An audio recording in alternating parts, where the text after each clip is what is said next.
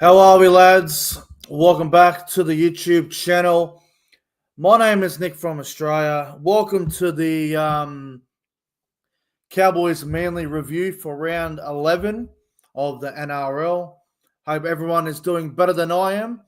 I am not having a great night. And I might even add, I'm not even having a great day. So let me explain to you guys how my day and night has gone, in case you missed it, in case you don't know. So I might even tell you my day. You know what? How about we go through it? I woke up this morning at like 8 a.m. It was a nice, beautiful morning outside. The conditions were the best it's been in a number of weeks. The blue sky was out. Anyway, we fast forward to 10 a.m. I tune in to Game 6 of the Eastern Conference semi-finals. I watch my beloved Boston Celtics get absolutely destroyed, fucked up, absolutely fucked by the New York Knicks. Boston Celtics get eliminated from the NBA playoffs. And then we get to Super Saturday, which was, the first game was fairly boring.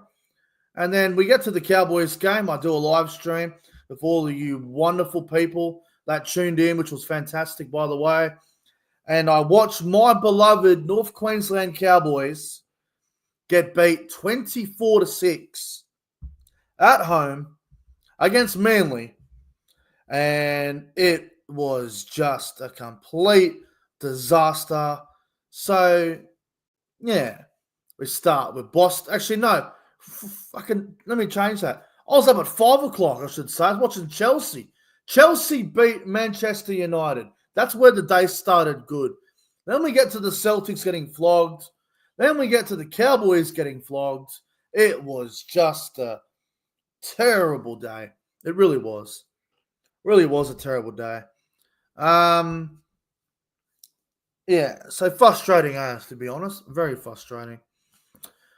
I want to say hello to the live chat before I go any further. Hello to Michael. Hello to Nicholas. Hello to Jason Reader, Tom Mitchell, Will Stormfan, everyone that's watching. Don't forget to like and subscribe, guys. I am down in the dumps a little bit. I'm not having a great day. I'm not in a great mood. And if I sound negative, I apologize, but it's very hard to be in a good mood after tonight. Now, I'm not going to blame any players from the Cowboys individually. I'm not going to blame anyone, personally, but that performance just simply wasn't good enough. Everyone was off the ball. There were probably a couple of players that can keep their heads up high, but overall, oh, jeez. Frustrating performance, to be completely honest. Frustrating performance. The bye come at the right time for the Cowboys. You know what? Not really. We had a bye a couple of weeks ago, round 7. We had a bye in round 7 after Perth. We're getting our second bye in round 12. I would rather play next week without our Origin stars and see how we go. I know during the Origin period, we play the Dolphins in Townsville, where we'll have a few players out. And then I think we play the Storm in round 18 in Townsville again. And that'll be without the Origin players as well. So I know we got a few games coming up that are on the road, but they're not Origin affected.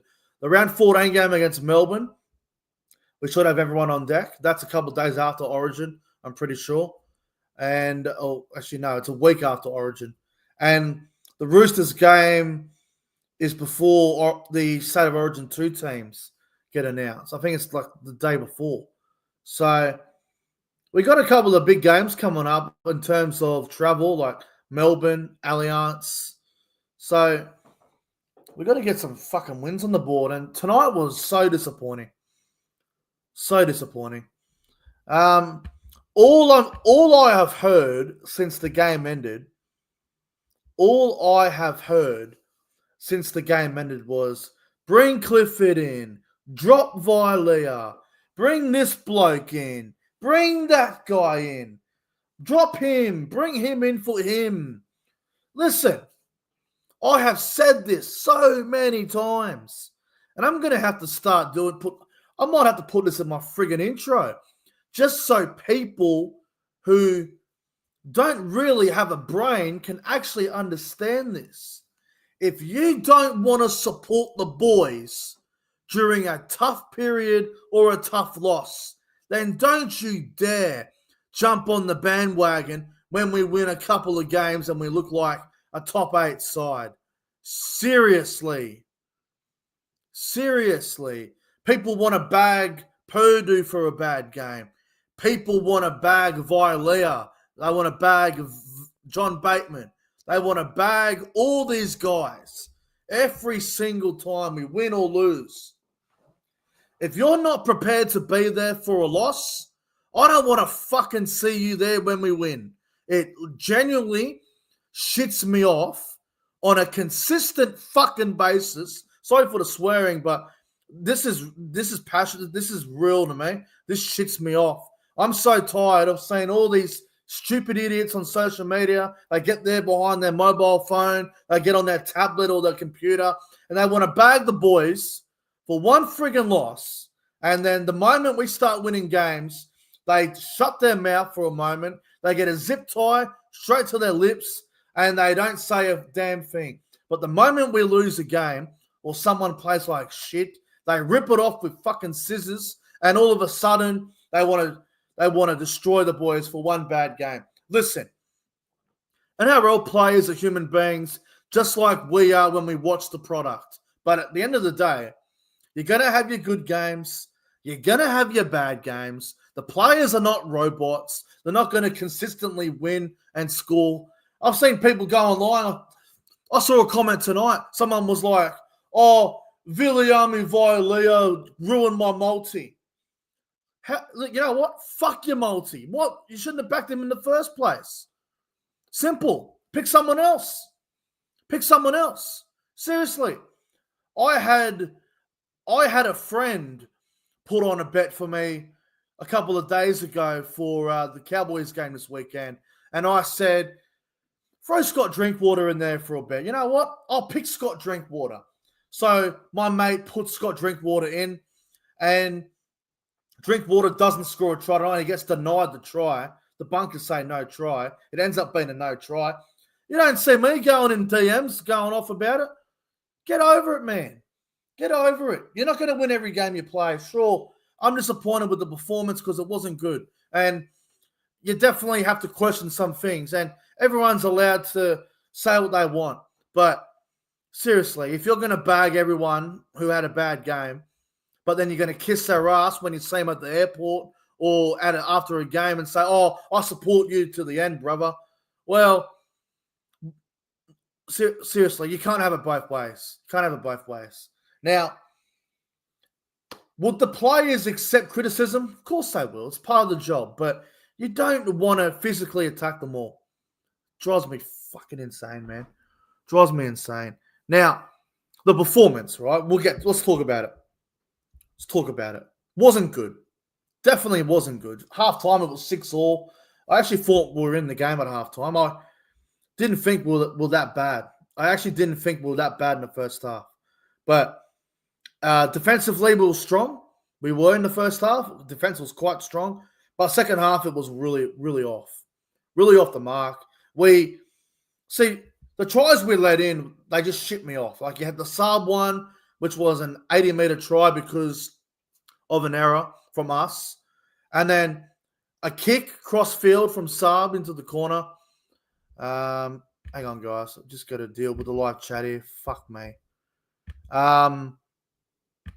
You got the Jason Saab's second try was off a kick, cross-field. So that annoyed me. And then the Hopewade try was just on the back of Manly, they found some space on that side. And then I think, was Ben's try off a kick? Was it an off a pass? I don't even fucking remember the bench of Warburt's try, but far out. Far out. Well, Robert Derby scored the one try for us tonight, and fair play to Robert. But the whole Jackson Purdue, Tom Dearden thing, do you give it another go?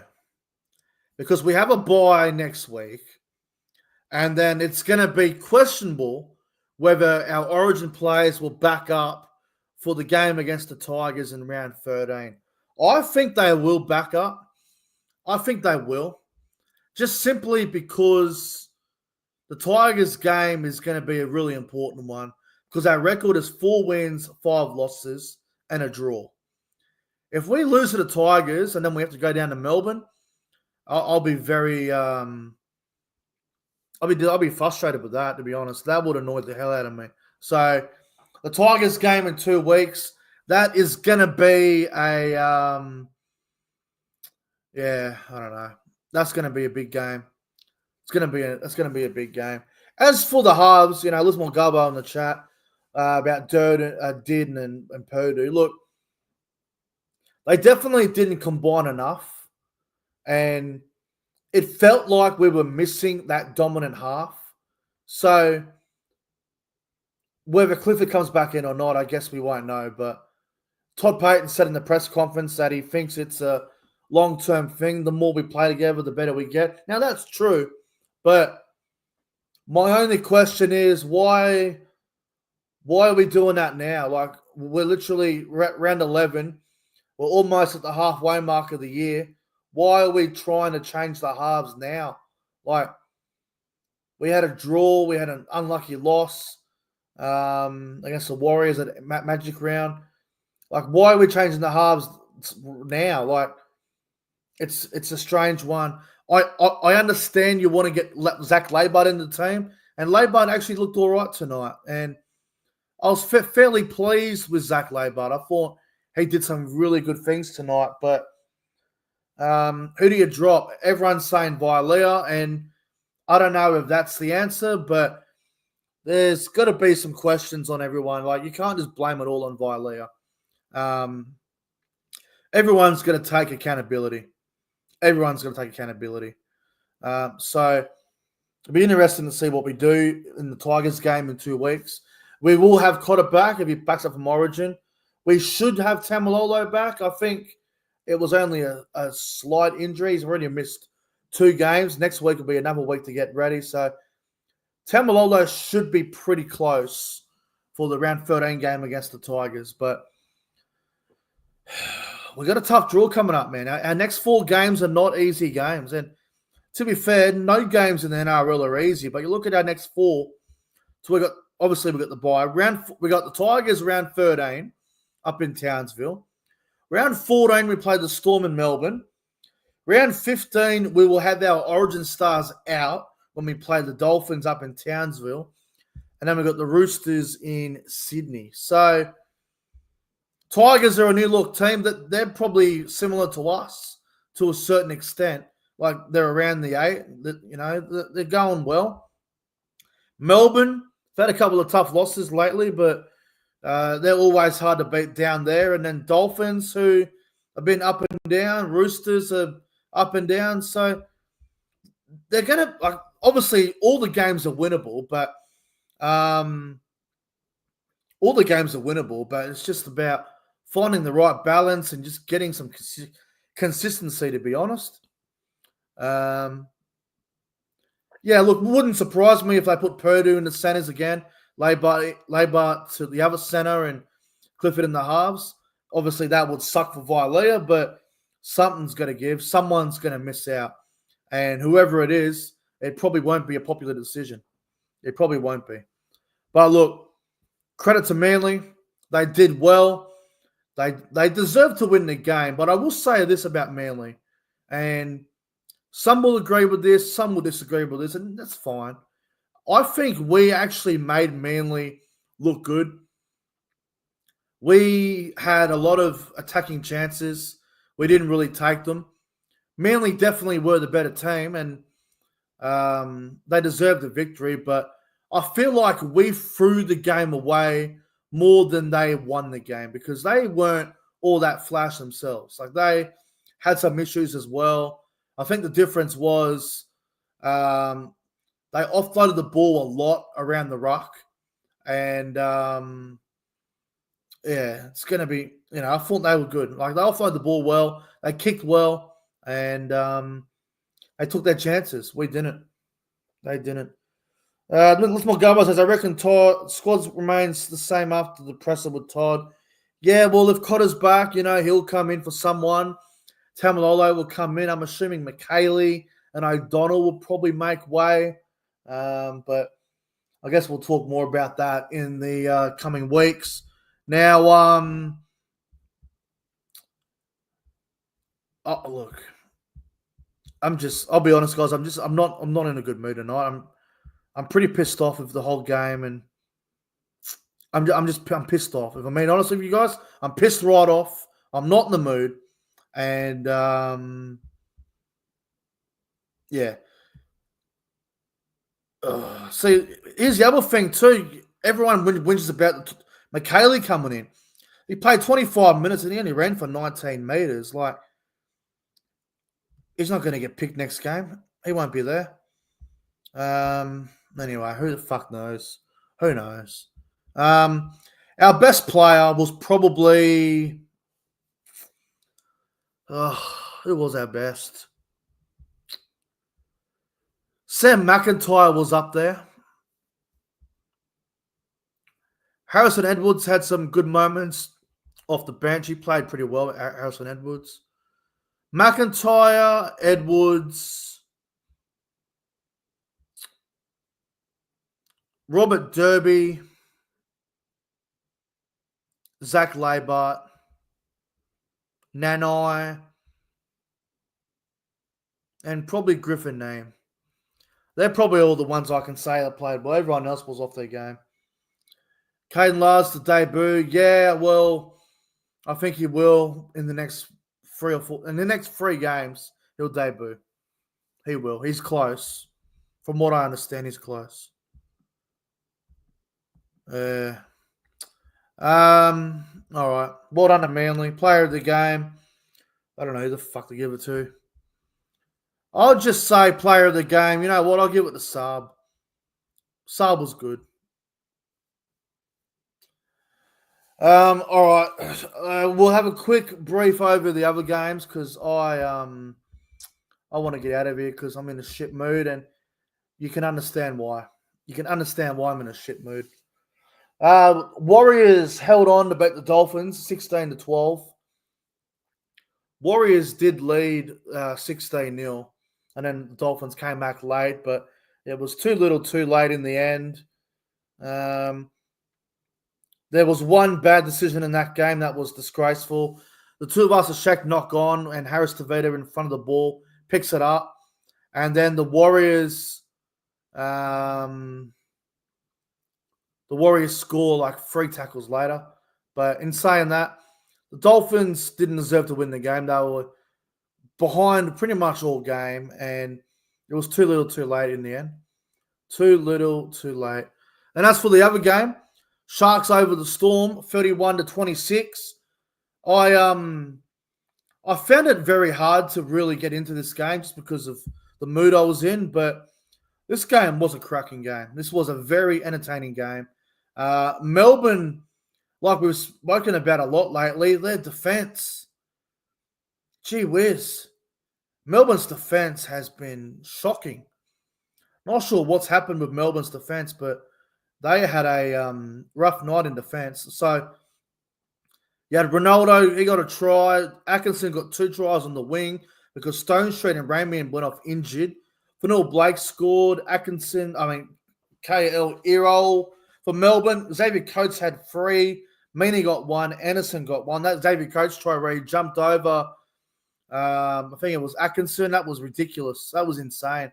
But the thing that the Storm will be really pissed off about is The Sharks lost Stone Street and Ramian on the right edge, yet Melbourne's left edge still couldn't get the job done.